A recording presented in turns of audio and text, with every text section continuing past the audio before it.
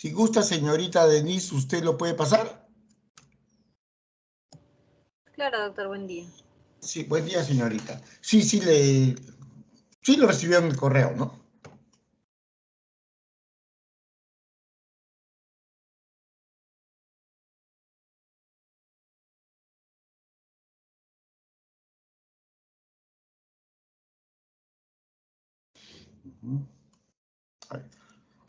Ya. Hoy día vamos a tratar el tema de cirrosis hepática. Importante porque junto con las neoplasias digestivas son las causas de mayor gravedad de presentación de las enfermedades digestivas. Y la cirrosis hepática es una entidad importante porque está en aumento en nuestro Perú y en el mundo entero. Cada vez hay más cirrosis hepática. Y la cirrosis afecta a población económicamente productiva. Son personas en los 40, los 50, los 60 que todavía están productivas y altera la calidad de vida y la productividad. No es como las neoplasias, preferentemente de gente muy mayor. Esto afecta a población económicamente productiva. La siguiente. El término cirrosis viene de la patología y histológicamente se ha caracterizado por dos hechos: fibrosis y nódulos de regeneración. Tiene que haber los dos para que haya cirrosis. Y la cirrosis es el estadio final, terminal de cualquier enfermedad hepática crónica. Actualmente, el término cirrosis tiene connotaciones muy negativas en sí, en el diagnóstico, inclusive por la mayoría de médicos. Nosotros nos formamos viendo pacientes con enfermedades descompensadas que se hospitalizan. Entonces, eso es lo que nos formamos. Y la cirrosis, en su gran parte de evolución natural, cuando ya puede diagnosticarse, es compensada, con un pronóstico no tan malo. Pero el término cirrosis tiene mucha connotación negativa. Entonces, la propuesta es hablar de enfermedad hepática crónica avanzada, compensada, o enfermedad hepática crónica avanzada descompensada. Pero aún no se acepta este cambio de nombre, todavía está con cirrosis. Todavía es cirrosis, porque el término tiene muchas connotaciones negativas. Yo he tenido pacientes con cirrosis. Les pongo un caso de una joven que tuve desde colegio, hizo hemorragia digestiva, diagnosticado cirrosis, bastante bien el curso evolutivo, y la llegué a ver 10 años después.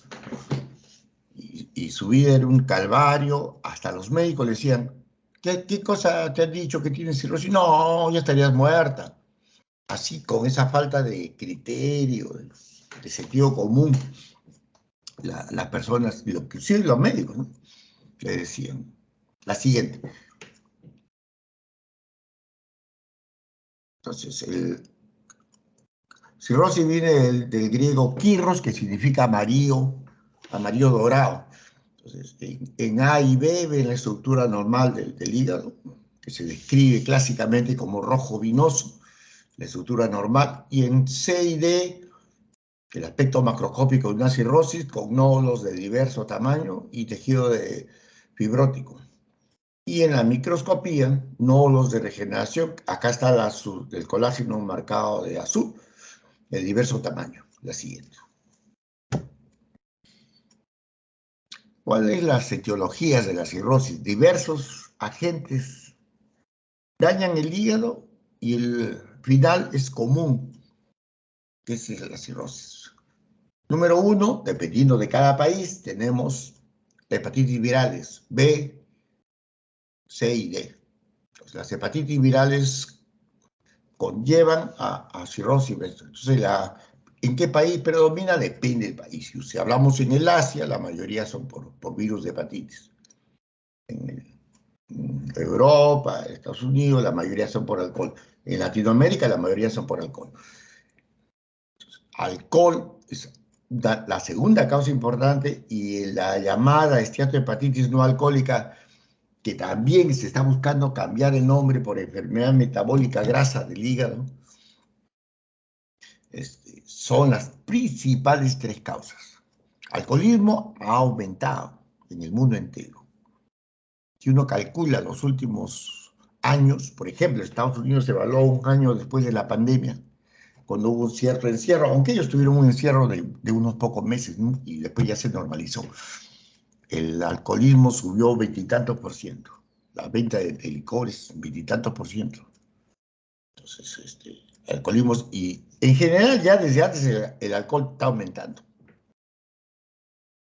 El segundo problema que aumenta es la enfermedad metabólica, grasa, resistencia a la insulina, y que puede llevar hasta al hígado graso, esteatohepatitis y hasta la cirrosis.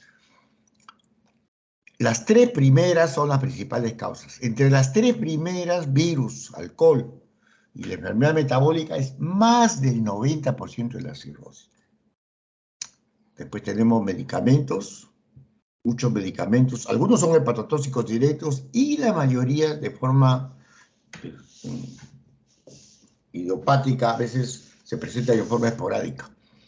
Hierbas medicinales, agentes nutricionales, que en los últimos años, las últimas décadas, ha habido en el mundo entero una entre comillas, preocupación por lo natural, lo ecológico, la contaminación, evitar el efecto invernadero del planeta, etcétera, etcétera. Y eso se ha trasladado hasta la medicina.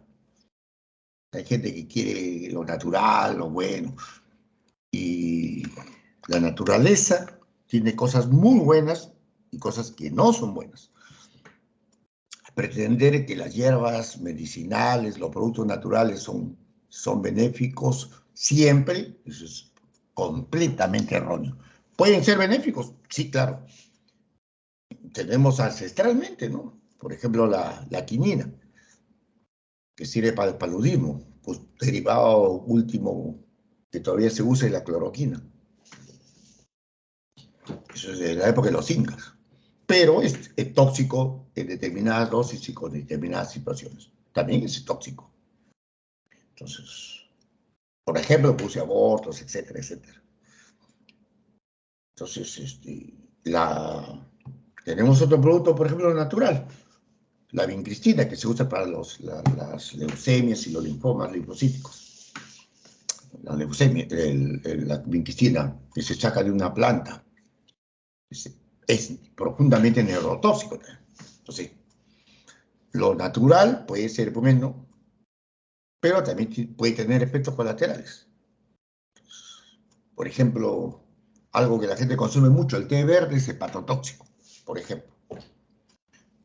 Nutricionales, Herbalife ha sido expulsada de 2 países que yo sepa por toxicidad hepática, produciendo muertes, por poner un ejemplo. Entonces, todo tiene que evaluarse, lo bueno, lo indiferente, lo malo. También interfiere con las medicaciones. Entonces, esto hay que tenerlo presente. Hepatitis autoinmune, poco común, pero hay enfermedad metabólica como deficiencia de alfa-1 y la hemocromatosis, la siguiente. La enfermedad de Wilson, el metabolismo del cobre, las causas vasculares, que se asocian un poco menos, la insuficiencia cardíaca, el Budd-Chiari, las causas biliares, la colangitis biliar primaria, nombre que ya cambió hace algunos pocos años, ya no se llama cirrosis biliar primaria, sino colangitis biliar primaria. ¿Por qué? Porque la mayoría se hacía diagnóstico en un estadio no cirrótico.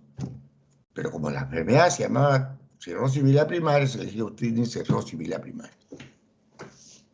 Y el paciente se imaginaba en la última etapa. La cirrosis biliar secundaria, que sí existe, es raro, pero existe la colangitis esclerosante, y la forma criptogenética o idiopática, que significa que no sabemos la causa. Con esos dos nombres disfrazamos la falta de conocimiento. La siguiente. Miren ustedes que es multifactorial, pero las flechas gruesas ponen las causas más importantes: el alcohol, el síndrome metabólico y las hepatitis virales, C y B. Son las más importantes. Si desaparecieran, no habría ni razón de estar hablando sobre la cirrosis. Sería una enfermedad muy, muy rara, que no lo es. La siguiente. El alcohol. El alcohol está considerada la primera causa en nuestro país. Yo tengo mis dudas, pero bueno, mis dudas son solamente mías. Ustedes contesten a cualquier pregunta que la principal causa de alcohol, de cirrosis en el Perú, es el alcohol. Si le preguntan en el ENA, marquen alcohol. Yo tengo mis dudas porque aún de los especialistas en hígado hay una sobredimensión del daño que produce el alcohol. No es que no lo produzca, por supuesto que lo produce, pero se exagera el daño. Se sabe que de los alcohólicos crónicos, gente que toma, por ejemplo, 180, 200 gramos de etanol día por 20 años seguidos, tomando todos los días 180, 200 gramos de etanol por día, que es estar casi alcoholizado todo el día, y se le hace una biopsia hepática, solo el 20% tendrán cirrosis. Algunos tendrán algunas pequeñas lesiones y la mayoría va a salir dentro de límites normales, patologías. O sea, el hígado es extremadamente resistente al alcohol. Felizmente, estimadamente resistente. Aquellos que dicen que el alcohólico daña más al hígado que a cualquier cosa no tienen ni idea de lo que es el hígado. No tienen idea, ¿no? Hay un famoso psiquiatra que el año pasado lo entrevistaba por el día del alcoholismo, del alcohol, la prevención. Y le hacen la pregunta clásica: ¿qué es lo que más daña al alcohol? Al hígado. No tiene ni idea el psiquiatra este famoso, profesor de medicina de varias universidades, no tiene idea de lo que es el hígado. No tiene idea. El hígado es sumamente resistente al daño. ¿Cuáles son los factores de riesgo? El tiempo. Y acá lo que vale es la cantidad de gramos de alcohol que se consume. El alcohol es el dañino, el etanol, el C2H5OH. Los demás componentes de las bebidas alcohólicas no son hepatotóxicos mayormente. Entonces ese es el alcohol. Y 100 gramos de alcohol como cerveza, 100 gramos como vino, 100 gramos como coñac, 100 gramos como pisco son igual de tóxicos para el hígado, para el hígado, para el hígado. Y no es cierto que el trago corto sea más dañino. Y les decía hoy día en la práctica que eso de que toma trago corto hasta embriagarse, que muchísimas veces lo he escuchado en boca de muchos internos, residentes y médicos de diversas universidades, es un error. Porque parece que les han enseñado que el trago corto es peor, lo cual es falso. Lo cual es falso. La revista británica Lancet, que tiene varios siglos, ironizaba en uno de sus números, donde se decía que el tomar cerveza era una bebida de la moderación, presentando en un solo hospital 12 casos de muertes por bebedores de cerveza. 12 casos de muertos en un año por bebedores de cerveza. Depende de la cantidad que se toma. Así, 2 décadas, 3 décadas en Rusia, donde el alcoholismo es fuerte. La Federación Rusa se intentó introducir mucho el vino para que no tomen otras bebidas destilados de más concentración. Y cero de efecto. Ya, pues, claro, en vez de tomarse una botella de whisky, se toman 3 de vino. Al final es igual. Entonces, la cantidad y el tiempo que se toma. Mínimo debe tomarse por lo menos en forma diaria por 5 años seguidos para tener riesgo siquiera en el 1% de hacer cirrosis. Si una persona consume, por ejemplo, 80 gramos de alcohol día, 80 gramos de alcohol por día, por 5 años, el riesgo de cirrosis es prácticamente cero. Con esa cantidad. Con esa cantidad.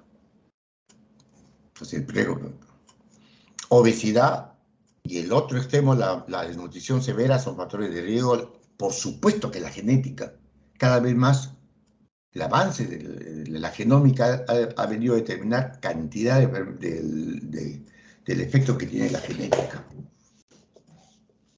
La mujer tiene más daño al etanol, no tiene alcohol deshidrogenasa gástrica, que el varón sí tiene, y el uso diario parece peor que el intermitente, aunque eso no quiere decir que el uso intermitente, como toman acá los peruanos de fin de semana, no sea dañino.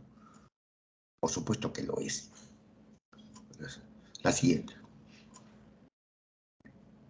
Entonces, el uso crónico de alcohol durante muchísimos años va a llevar al hígado graso en su gran mayoría, aunque continúe bebiendo, generalmente la grasa va desapareciendo. Igual que les dije anteriormente en el estómago, cuando se toma un antiinflamatorio no esteroideo, que hay un proceso de citoadaptación, el hígado que empieza a acumular grasa, el hígado tiene vías metabólicas diferentes para eliminar esa grasa, que normalmente no interviene. Pero cuando hay necesidad, esas vías se reactivan y empieza a eliminar la grasa. La mayoría no va a ser clínicamente silente. Unos pocos harán alguna manifestación clínica. Algunos irán a hacer lo que se llama esteatohepatitis o hepatitis alcohólica. Pero el término esteatohepatitis se llama la lesión patológica. Hepatitis alcohólica es el cuadro clínico. Hacen inflamación, pueden ya empezar a hacer fibrosis, infiltrado inflamatorio, polimorfos nucleares. Y algunos van a cirrosis, otros no. Otros se quedan ahí o fallecen de hepatitis alcohólica. La cirrosis van a morir de la falla del hígado o carcinoma. ¿De qué depende? De la genética, factores, obesidad o de la malnutrición severa, o que exista otro factor concomitante. La siguiente.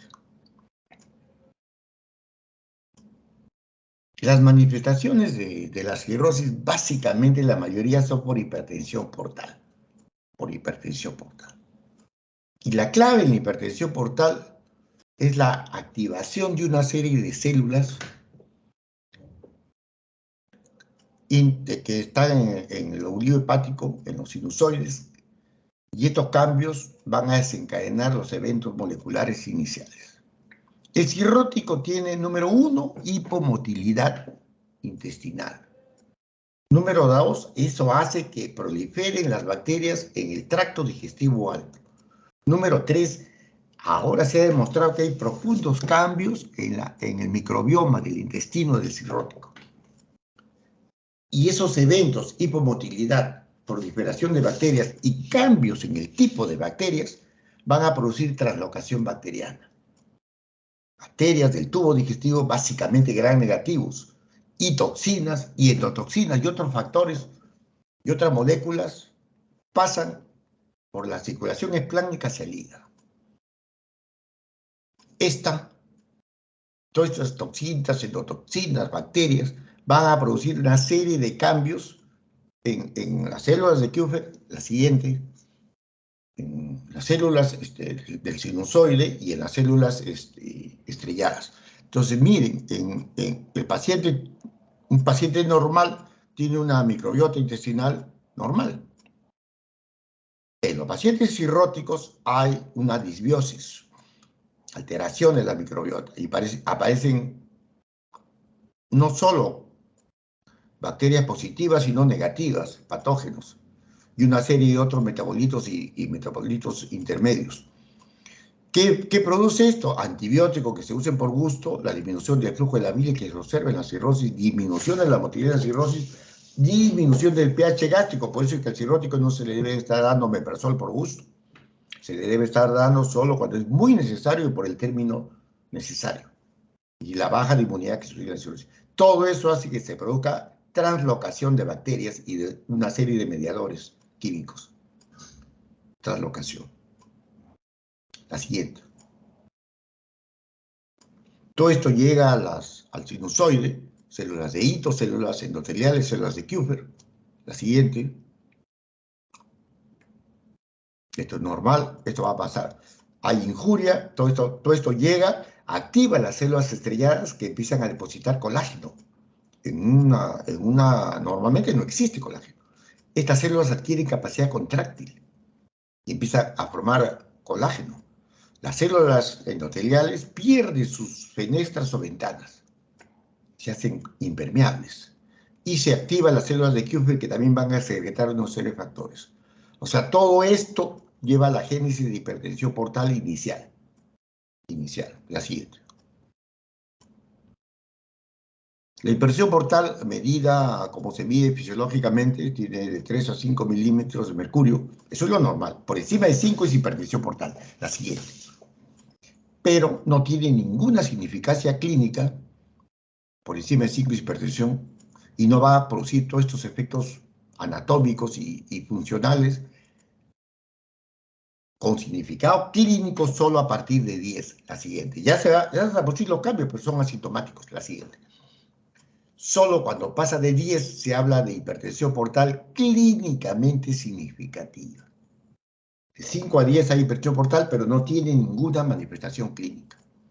O sea, el grado de presión portal determina muchos eventos clínicos. La siguiente. Y también, como ven acá, a más presión, más posibilidad de manifestaciones clínicas. Y por último, también la albúmina baja, la nutrición. La albúmina sérica en el cirrótico baja, número uno, no solo porque el hígado forme menos. El hígado es el único órgano donde se forma la albúmina, con una vida media de unos 20 días, sino que en la cirrosis hay malnutrición, en la cirrosis descompensada hay malnutrición. Paciente, la enfermedad da anorexia. Las ideas equivocadas de la gente hacen que se desnutra más y encima el recambio de la albúmina y hay pérdida de albúmina en la cirrosis. Todo eso hace que sea hipolinemia. Hay que nutrir los cirróticos. La siguiente.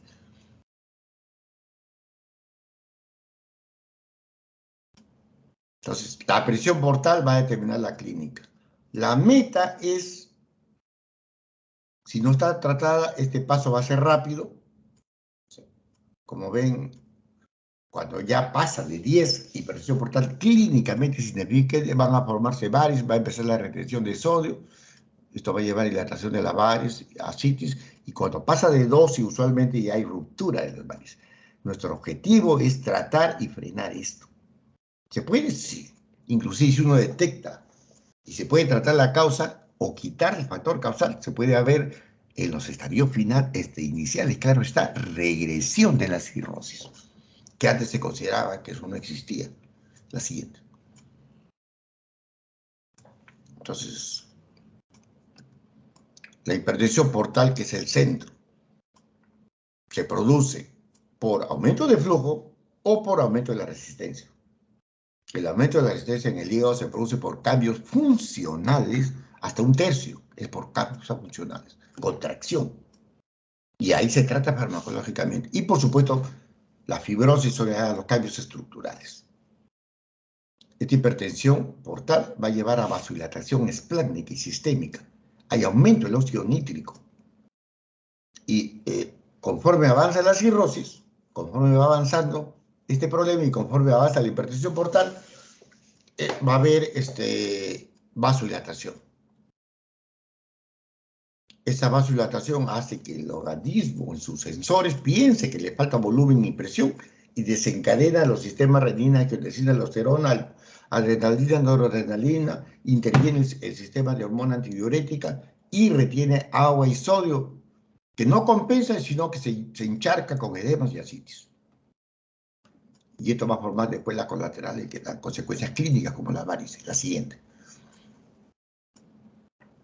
La mayoría de cirrosis van a causar asintomáticos, se denomina cirrosis compensada o latente.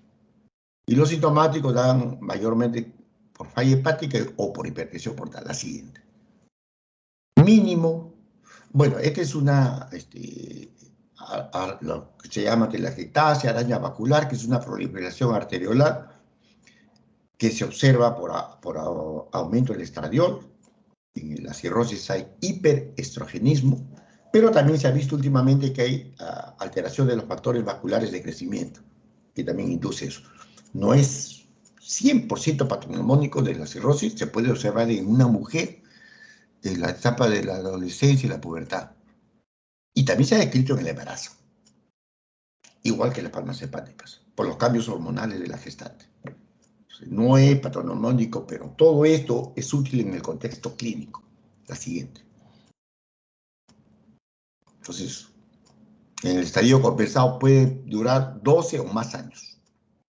Y ahí hay que identificarlo, tratarlo, quitar la causa y otros tratamientos que van a evitar que ya se descompense, que es lo que uno suele ver en los hospitales, donde ya la sobrevida es muy corta. Cualquier momento tiene riesgo de hacer un carcinoma hepático. La siguiente. Entonces, el estadio presirrótico del daño es largo. Y ahora vamos a ver cómo se puede ir detectando estos estadios. Y acá tratarlo. Cirrosis compensada también hay tratamiento, ya con la descompensación y la muerte. La siguiente. Entonces, la sobrevida es larga, entonces esto es lo que todos nos hemos formado en los hospitales y entonces tenemos la idea de que la cirrosis descompensada es una enfermedad terminal y por eso es que tiene esa connotación tan negativa. La siguiente. El obeso es dañino, entonces el peso debe ser normal. En el cirrótico que tenga alteraciones en el peso, el sistema metabólico, uno suele trabajar junto con el endocrinólogo y algunos consejos de nutrición. De la nutrición son buenos. La siguiente. Conforme pasa el tiempo, las manifestaciones, la más frecuente es la citis, pero después se van sumando todas. A más tiempo, más clínica, más síndrome se presenta. La siguiente. ¿En quiénes sospechamos cirrosis? Cualquier paciente sospechamos de enfermedad hepática crónica, por ejemplo, por una alteración de las aminotransferasas o algunos otros parámetros de la bioquímica hepática. En el examen físico, la aparición de estigmas, atrofia muscular, telangiectasias, palmas hepáticas, etc. Usualmente, el lóbulo izquierdo aumenta de tamaño y el lóbulo derecho disminuye. El plenomegalia es un buen indicio de que hay algún problema hepático crónico, el plenomegalia. Para que se palpe el vaso, tiene que estar crecido 2.5 el volumen del vaso. O sea, útil imagen, una ecografía, detecta mejor que la clínica el vaso aumentado de tamaño. O sea, un buen semiólogo tiene que tener un vaso de por lo menos 2.5 veces el volumen normal para recién empezar a detectarlo por percusión o palpación. Y bueno, signos de compensación, por supuesto, hablan de esta enfermedad. La siguiente. Entonces, en el laboratorio, ver algo que me induzca a pensar que hay falla hepática, como baja albúmina, protomina prolongada, bilirrubina alta. Y la trombocitopenia es uno de los factores más principales. Se están ideando fórmulas, combinando plaquetas con algunos cambios ecográficos para predecir la presencia de hipertensión portal y evitar pruebas invasivas hemodinámicas o inclusive endoscopías. Uno puede sospechar la presencia de varices en un paciente que tenga, por ejemplo, combinaciones de datos con trombocitopenia para evitar exámenes invasivos. Suele haber la aspartato aminotransferasa TGO mayor que la TGP o la alanina aminotransferasa, que es el nombre que también tiene. La siguiente. Y esta escala que tiene casi como 60 años, la escala de Chai. ¿Quién era Chai? Un cirujano que operaba la hipertensión portal. En ese entonces se consideraba algo simplemente mecánico y se descomprimía el sistema porta con anastomosis. Con anastomosis a la cava, a la mesentérica, a la esplenorenal, etc. Y esa cirugía que ya no se hace, bajaba la presión portal y no hemorragia, pero descompensaba el hígado. No había mejoría en la sobrevida, pues ya se abandonó. Y él vio, que era un cirujano de Boston, que solo manejaba hipertensión portal en adultos. Vio que algunos vivían y unos sobrevivían. Y él creó esa escala. Uno que es el que está mejor, encefalopatía, cuando no hay, ascitis cuando no hay ictericia, menos doble bilirrubina, albumina normal, y el tiempo de proteína o INR dentro de valores más o menos normales. Y bueno, hasta un puntito más. Y 3 o 4 es el extremo descompensado. Cefalopático, ascítico, ictérico, hipoalbuminémico y con diátesis hemorrágica. Es el otro extremo. Y el intermedio. Chai-La, lo que uno debe hacer si logra diagnosticar en Chai-La es tratar de quitar la causa, número 1, y algunas medidas nutricionales y terapéuticas para evitar que avance. Recién en Child B ya puede buscarse una probabilidad con 7, 8 puntos de ir a un programa de trasplante hepático. Y no esperar en Child C, que es un periodo terminal, ¿no? La siguiente. MEL usan los de trasplante y han criticado mucho el Child, pero el Child tiene 60 años.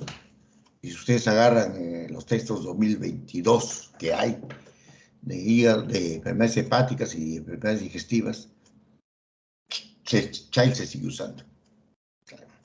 Negarle la vigencia es imposible. 60 años y se sigue usando. La siguiente.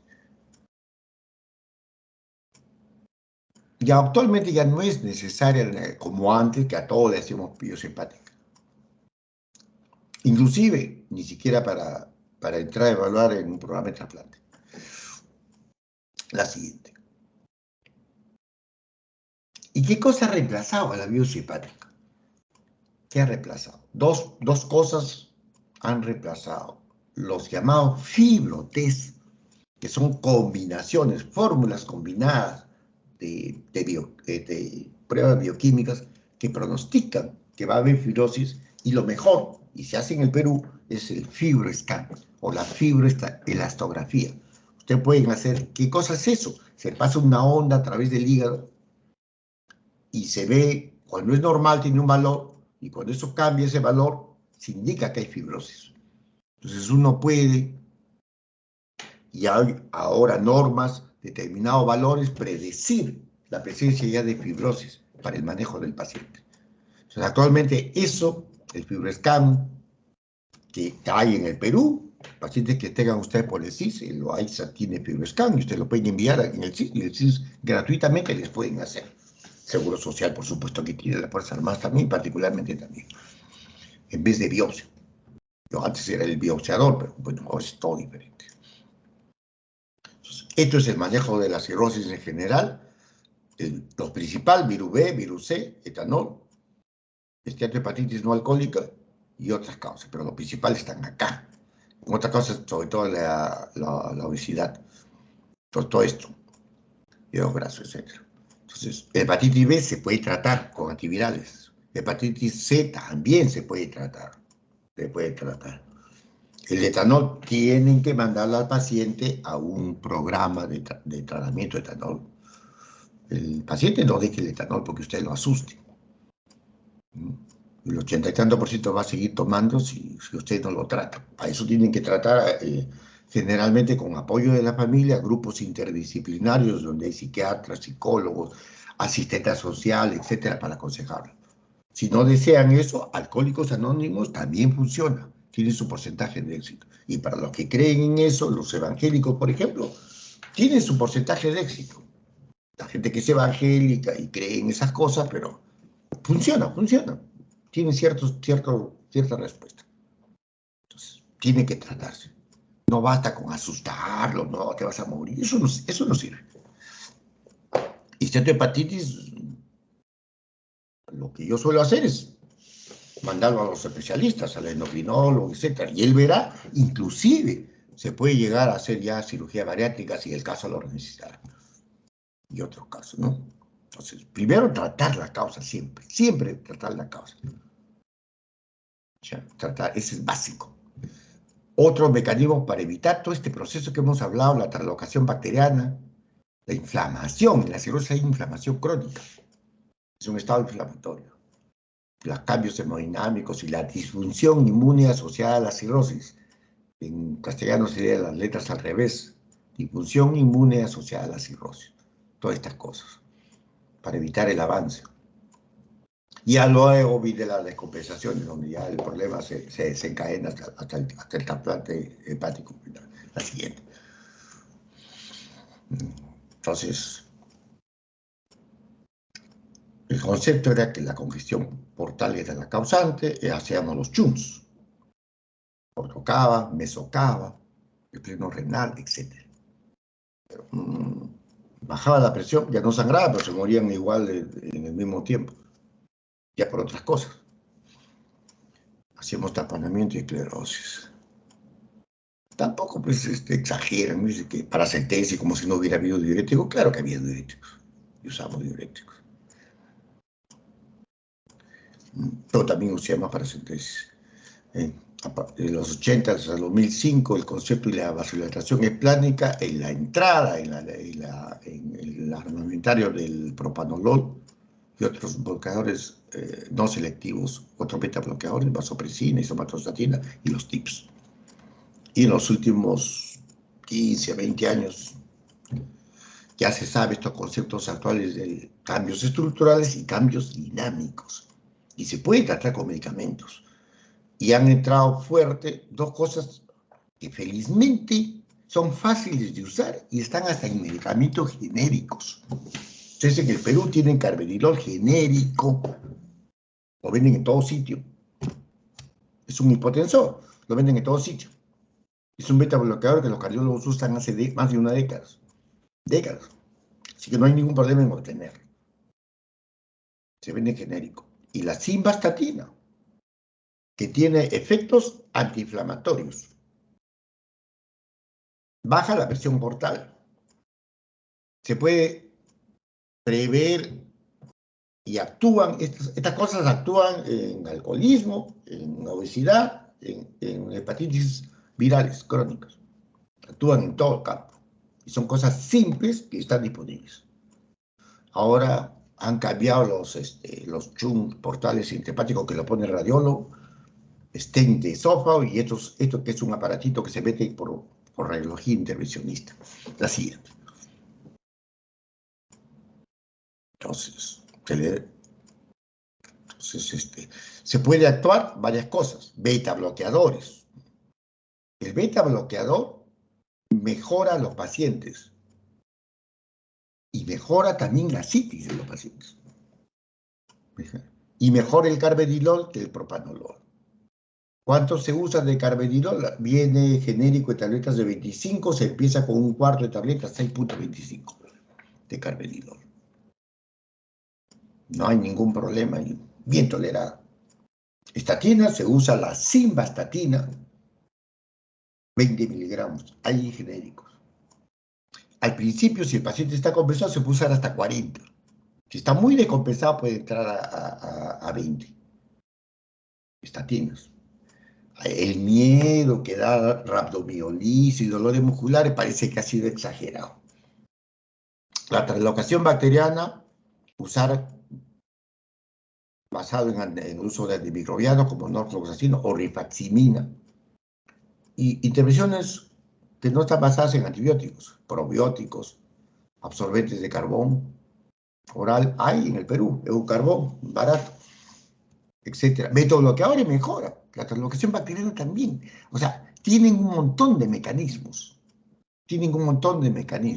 Por eso es que betabloqueadores funcionan en el manejo de los pacientes y no como muchos fanáticos de las ligaduras esofágicas dicen, no, pues si tienen una varice, mejor, lo digo, es mejor que betabloqueador. Es que el betabloqueador es benéfico porque actúa un montón de pasos que la ligadura no va a actuar. Entonces, o usan los dos, etc. Igual acá usar estatina para que sea un antiinflamatorio, los betabloqueadores también. Y otros factores, etcétera, etcétera. La siguiente. Entonces, y son cosas fáciles. Entonces, ¿qué cosa hacemos con el manejo? Primero, retiramos el factor causal. La causa. Número 2, todos los otros factores que dañan al hígado. Por ejemplo, si tiene Factor causal de hepatitis C, buscamos la manera de tratarlo con antivirales, pero le retiramos el consumo de etanol o de otras cosas que esté consumiendo que puedan dañar el hígado. Segundo, una dieta con buena ingesta de proteínas, ni obeso ni malnutrido. Mandamos al nutricionista y al endocrinólogo. Café es antifibrótico. Les dije ayer del cáncer, pero también es antifibrótico. En todos los centros de hepatología del mundo, 3 a 4 tazas de café es lo que debe tomar el café, salvo que esté contraindicado por alguna razón. Puede ser café pasado o café en polvo. Café en polvo como Nescafé, cualquier café. Estatina, simvastatina, 20 miligramos, si está muy descompensado, y si no, 40. Carvedilol, la tableta de 25 genérico, la cuarta parte es 25 y se puede buscar. ¿Cómo se monitorea? Igual que Betabloc, que propanolol. Frecuencia cardíaca y presión arterial. Bien tolerado. Cosas simples que están a la mano y baratas. Tomar café no es nada difícil. Simvastatina es genérico, baratísimo. Carvedilol genérico. Porque ¿de qué sirve una enfermedad cuando le hablo de un medicamento eficaz? Un medicamento que no existe en el mercado y si existe vale millonadas como pasa con el tratamiento de la hepatitis C. No es práctico. Entonces, siempre todas estas cosas. Tratar las complicaciones, prevenir las infecciones. Aquí las infecciones es como en sepsis. Hora que se pierde, aumenta la mortalidad. Aquí es igual que sepsis. Entonces, estar atentos y a la menor cosa, el tratamiento agresivo, rápido.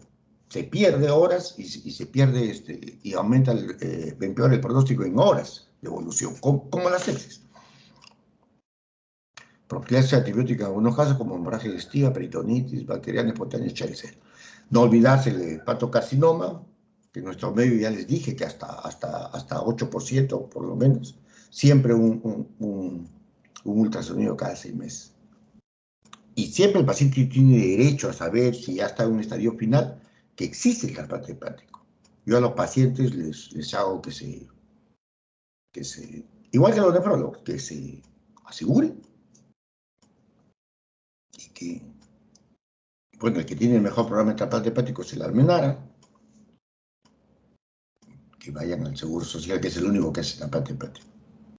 Puede lograrlo. Nadie sabe, a veces se logra. Y si tiene dinero, al extranjero. Cuba, en Cuba le hacen, por plata le hacen el trasplante. En Brasil también. Hay turismo médico, muchos sitios en Brasil. Muy bien. Bueno, en México hace mucho de ilegal. Estados Unidos también, pero para Estados Unidos no solo hay que tener plata, hay que tener contactos. Yo he visto 2 casos con trasplante de hígado y sobrevidas increíbles en Estados Unidos, pero son 2 personas muy influyentes, con muchos contactos y mucho dinero. Mucho dinero. Mucho dinero. Acá en Lima, sí, el Almenara, muy bien. Entonces, eso debe ser el manejo de estos pacientes. La siguiente. Desde hace décadas nos causaba asombro cómo estos pacientes a veces hacían trombosis. Entonces uno se preguntaba, ¿cómo un paciente cobra plaquetas bajas, protrombina, tiempo de protrombina prolongado, INR alto, anémico? ¿Y cómo hace trombosis? Y ahora se sabe que el cirrótico, así como baja los factores procoagulantes, también disminuye los anticoagulantes. La proteína C, la proteína S, la antitrombina, también baja. Entonces el cirrótico está en un equilibrio que puede ir a producir trombosis o hemorragia, pero este equilibrio, a diferencia del normal, es inestable. Entonces las plaquetas bajas y el INR prolongado no es como el INR de un anticoagulado con warfarina.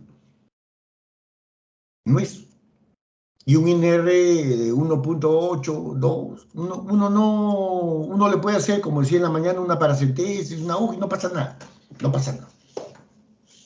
Cosa que no harías en uno que tiene, pues, warfarina, un anticoagulante, u otro anticoagulante. Entonces es diferente. Porque así como está bajo los prohemostáticos, también está bajo los antihemostáticos. Entonces, por eso es que a veces hace trombosis, cosa que nos sorprendía hace unas décadas. La siguiente. Y bueno, esto se sabe hace décadas. Hace décadas se sabe que cuando alguien que pierde sangre, y esto lo vieron en las guerras, en los conflictos en Estados Unidos, bueno, Estados Unidos es un país que tiene tropas por todo el mundo. En este momento tiene bases militares y tropas en más de una veintena, de 20 a 30 países tiene bases militares. Estados Unidos, el país más imperialista actual. Entonces ya en una de las guerras se vio que los pacientes, cuando tienen por ejemplo, una herida y pierden sangre, si ustedes le ponen reposición de volumen rápido, pierden más sangre. Es como la teoría de la bolsa de plástico. Si una bolsa de plástico tiene un líquido y si está llena la bolsa, va a salir más que si está semi-inflada la bolsa. Y por eso hay que tener precaución con ese manejo. Después, esto pasó al aparato digestivo, pero los estudios no eran controlados. Pero ya estaba demostrado que si tú ponías menos, iba mejor que si ponías mucho. Hace más de 20 años hace más de 20, 25 años estaba demostrado. Pero ahora ya se demostró que en cualquier hemorragia digestiva, una transfusión restrictiva, con una meta de 7 a 8 de hemoglobina, no más, es mejor que una transfusión liberal.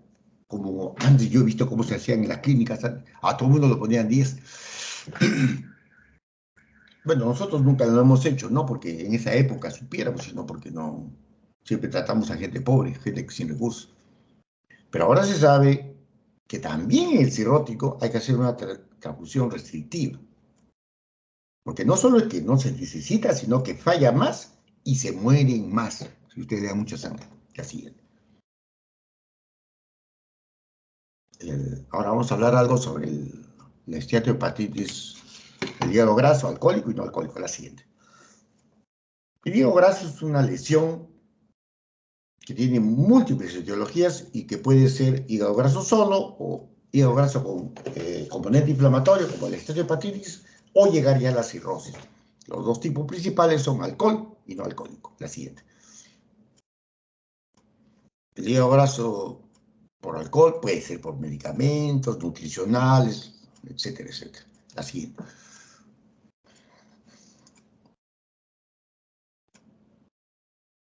El alcohol es probablemente una cosa bien estudiada.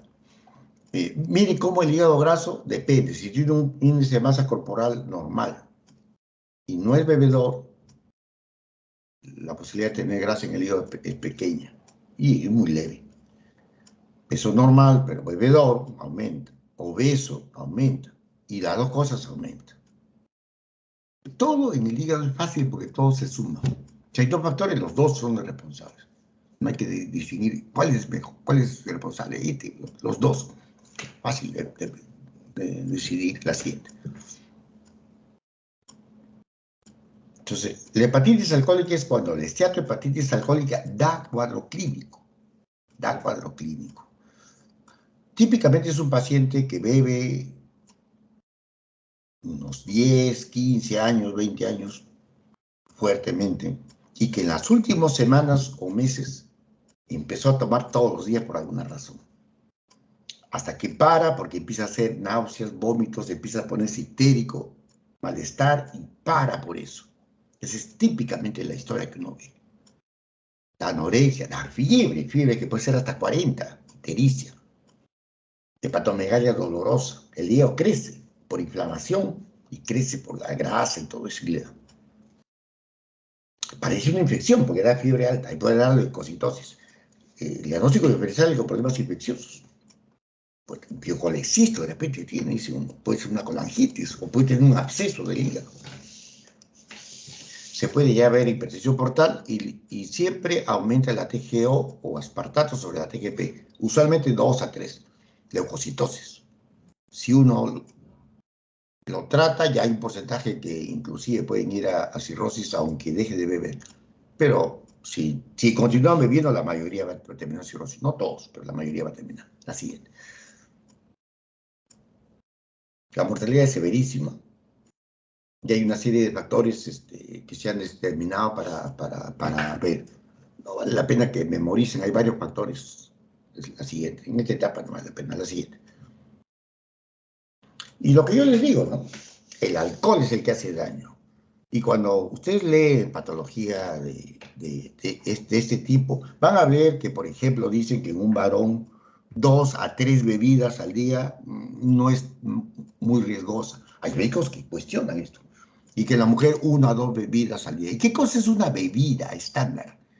Puede ser el equivalente de la lata de cerveza, que es más o menos equivalente a este tipo de alcohol de malta que se toma, o a una copa chica de vino,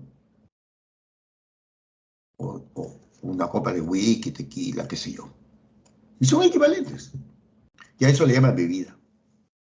Una bebida. La siguiente.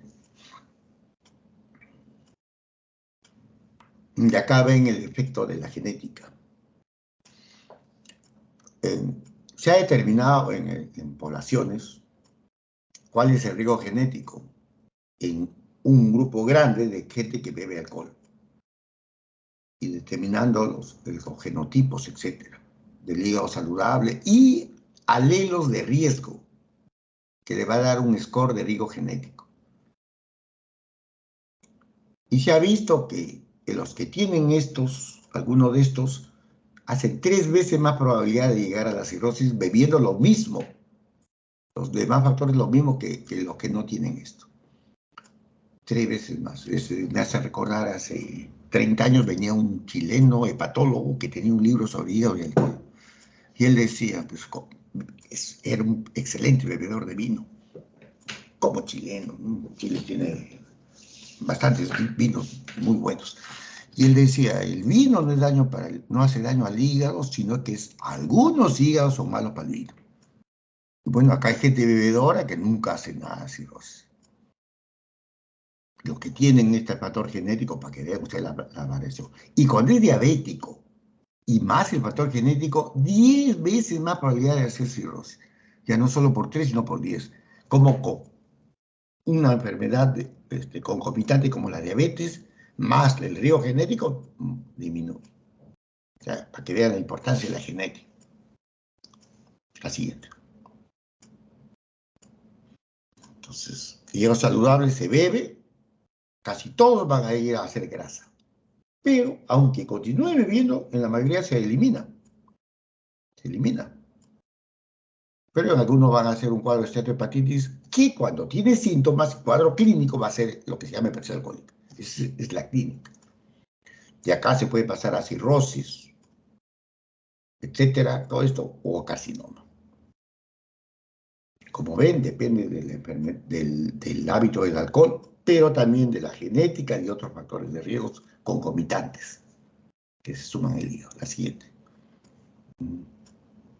Este es el mapa que se ha publicado donde están los datos de la Asociación Peruana para Estudios del Hígado, donde ponen al Perú como líderes de la cirrosis alcohólica, ¿no?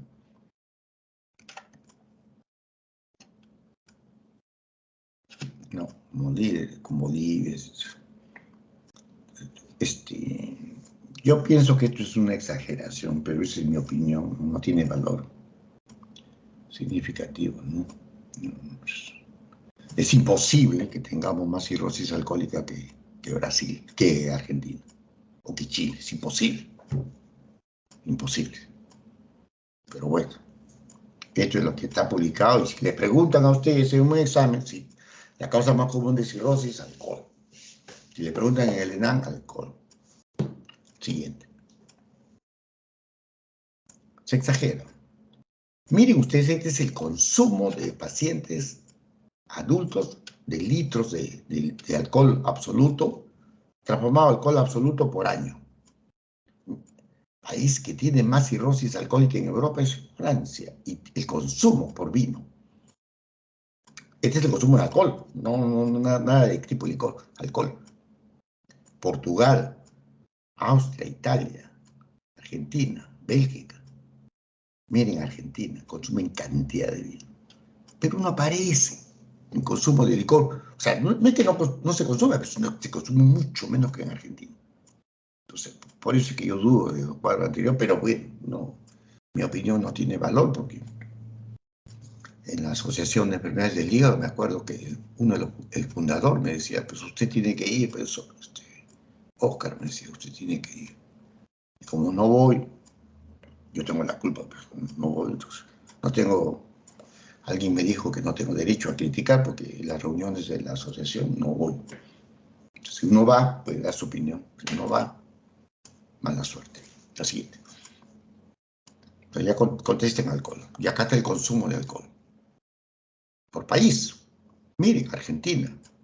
Mucho más que nosotros. Nosotros estamos en 6 y los que tienen 9.8.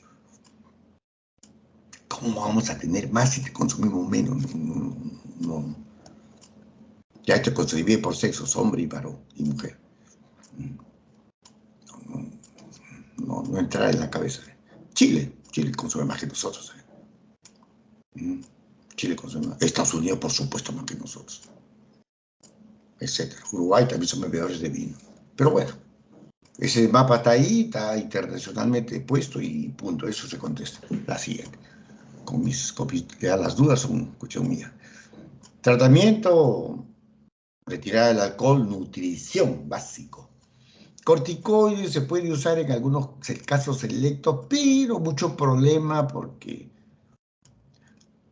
no solo por hemorragia digestiva, sino que los alcohólicos que siempre hemos tratado son alcohólicos que pueden tener parasitosis, TB, infecciones y es muy riesgoso. El siguiente.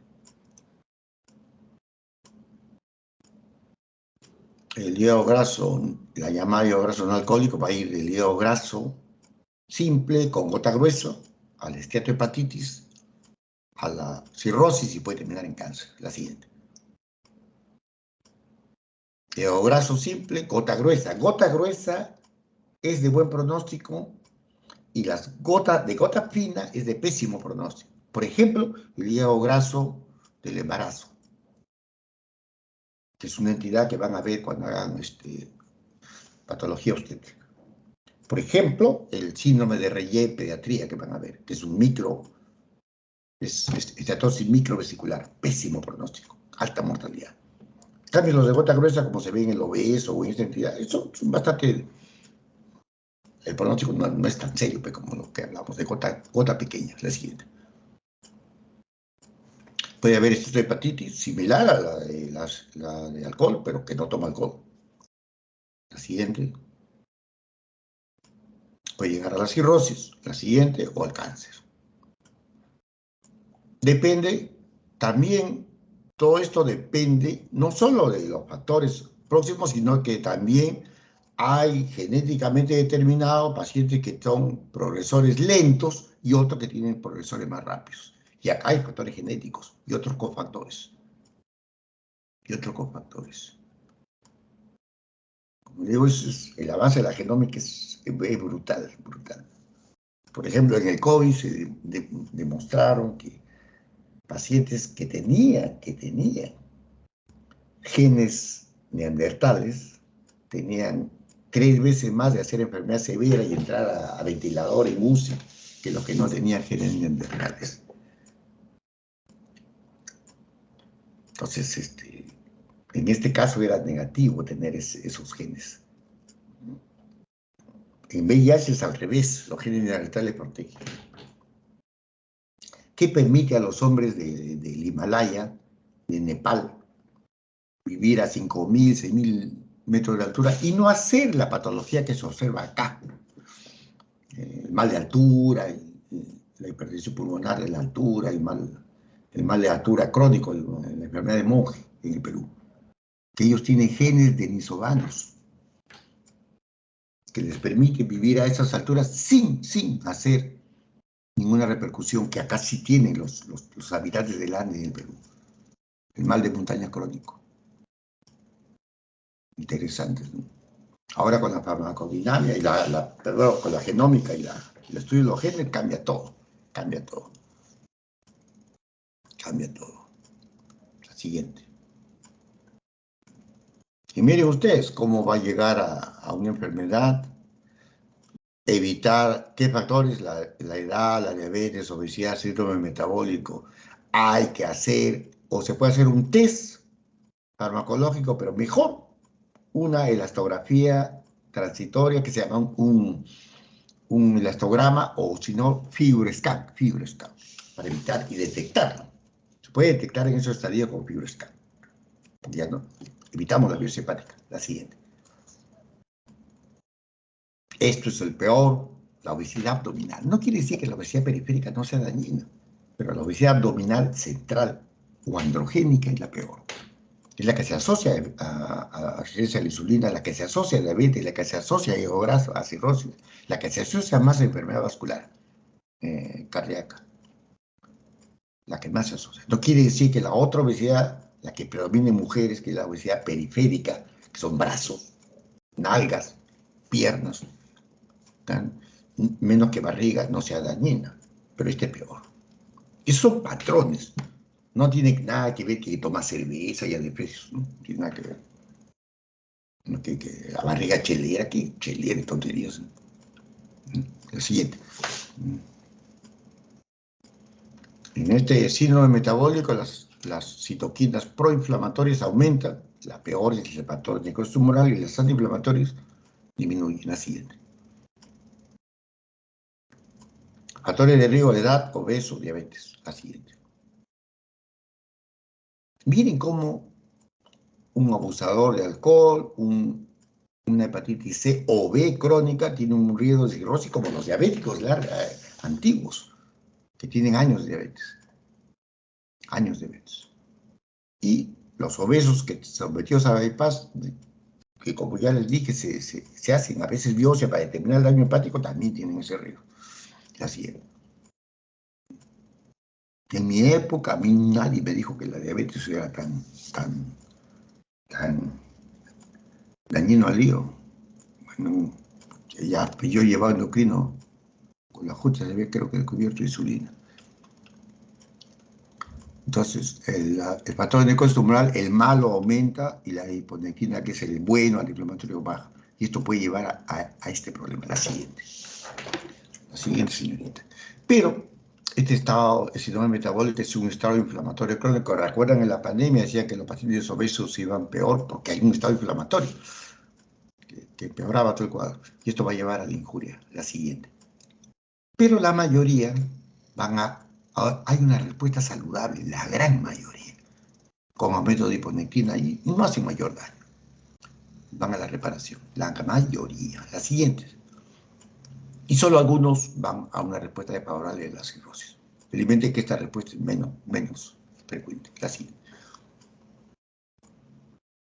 Biopsia hepática es lo que hacíamos para el diagnóstico, ahora se evita, se puede hacer con imágenes, diagnóstico de hígado graso, o con alguna otra cosa, pero se evita la biopsia. La siguiente. No sé cómo se dejaban los pacientes, una aguja de 20 centímetros.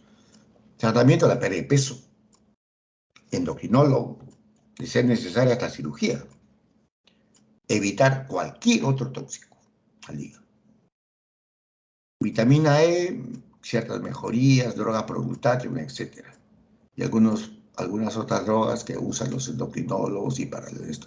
Yo lo hago en los pacientes lo envío al endocrinólogo de todas maneras. Ellos saben más que nosotros sobre estas cosas. La siguiente.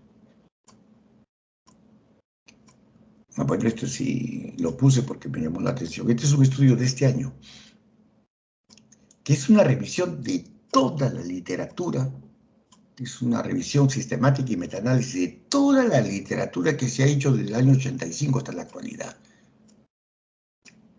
Publicado en 2022. Son 19.891 estudios y solo dejan 60 que incluye todos los parámetros para evaluar cuál es el rol de la dieta en el hígado graso. 100.000 pacientes en estos 60 estudios de calidad que se pueden rescatar de estos 19.000. Y para hacerlo resumido, lo que interesa más, que cosa que me sorprendió, esta es la revista, y me sorprendió por el significado, es que lo que vale en la respuesta o en el riesgo es el número total de calorías que se ganan o se pierden, y no que sea determinado micronutriente, determinadas vitaminas, determinadas cosas. O sea, eso de que si uno consume 1.000 calorías, pero una dieta mediterránea, con antioxidantes, va a ir mejor que si se consume 1.000 calorías como pan con mantequilla. No. O mantequilla con gaseosa. No. Van igual. Lo que vale al final es el número de calorías. Cosa que me sorprendió, ¿no? Y es como te digo, esto que está publicado este año, han buscado la bibliografía y es un estudio que han hecho facultades de medicina y universidades muchísimas, de altísima calidad. Me ha dejado perplejo, ojalá que esto cambie, porque no sé cómo va a cambiar, porque esto yo de recomendar, pues tome sus vinitos, su dieta mediterránea, sus uvas, sus aceite de oliva. No hay diferencia de las calorías totales.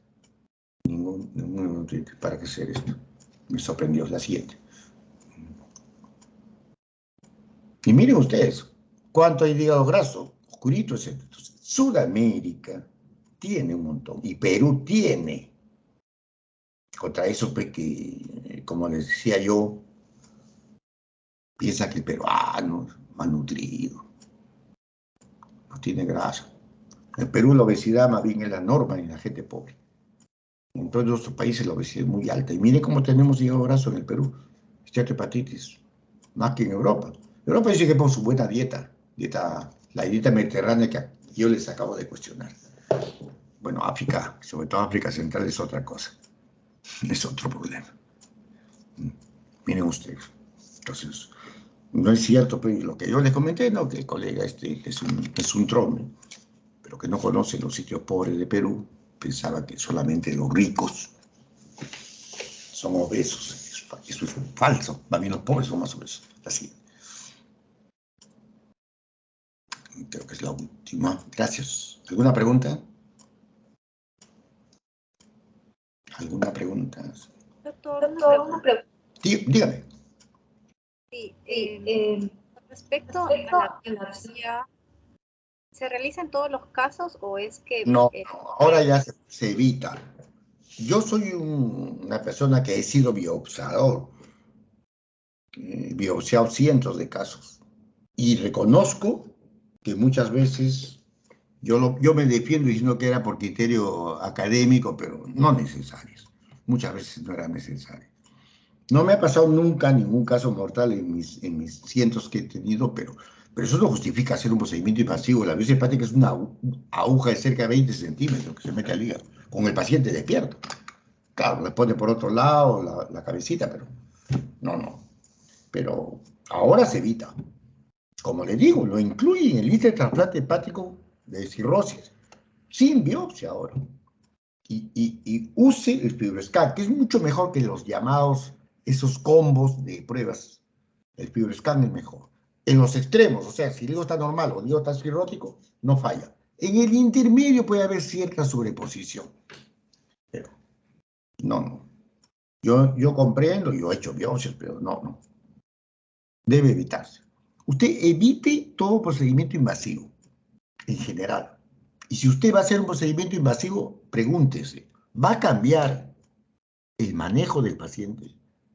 ¿Va a cambiar su pronóstico y su manejo? O sea, este procedimiento invasivo me da, por ejemplo, una decisión terapéutica. Y si la respuesta es que no va a cambiar, pues vuelva a cuestionarse si entonces mejor no lo hago.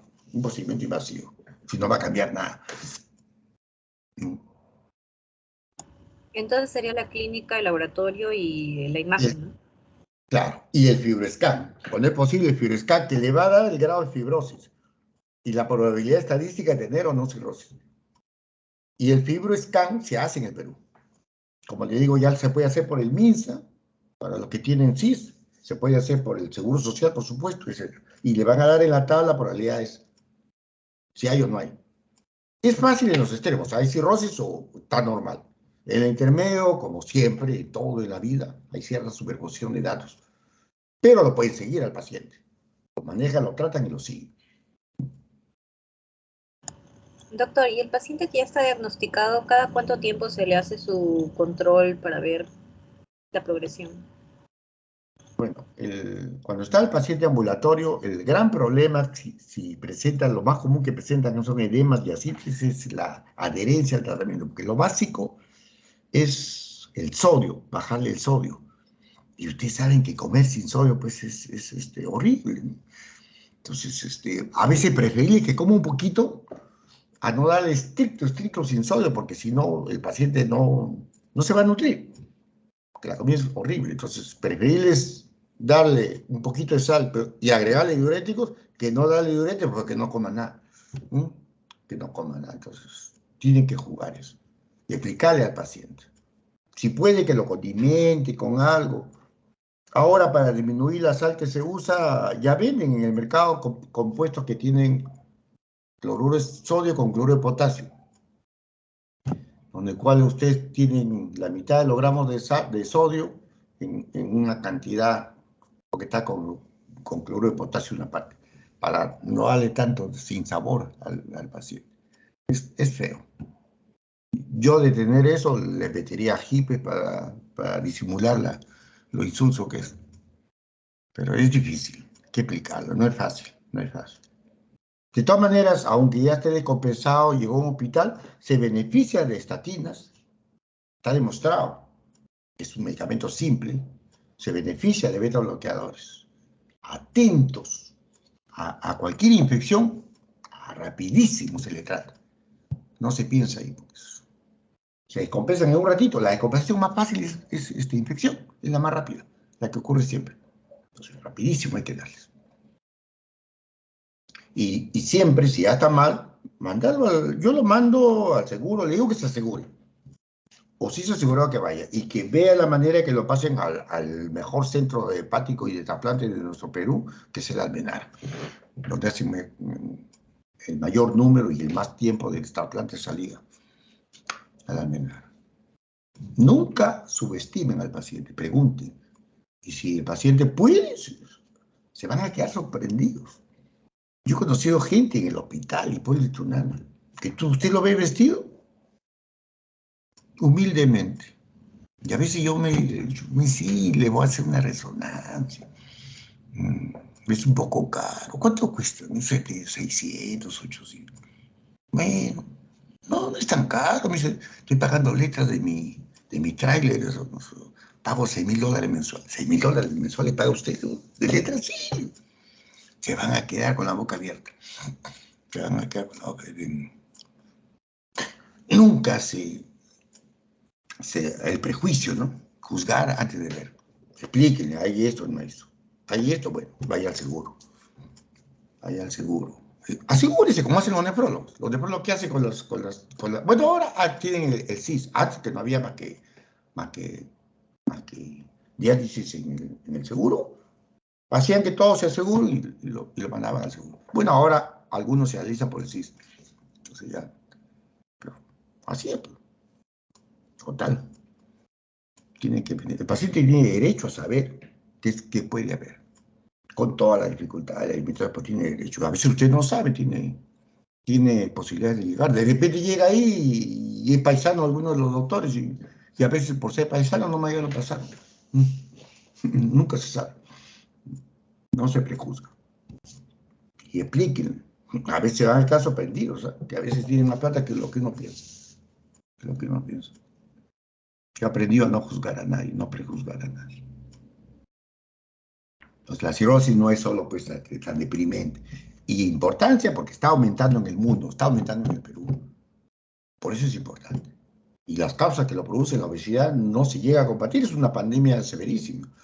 Y el alcoholismo, sí, la prohibición en Estados Unidos fue tan resultados tan malos que nadie en el mundo va a plantear otra vez prohibición.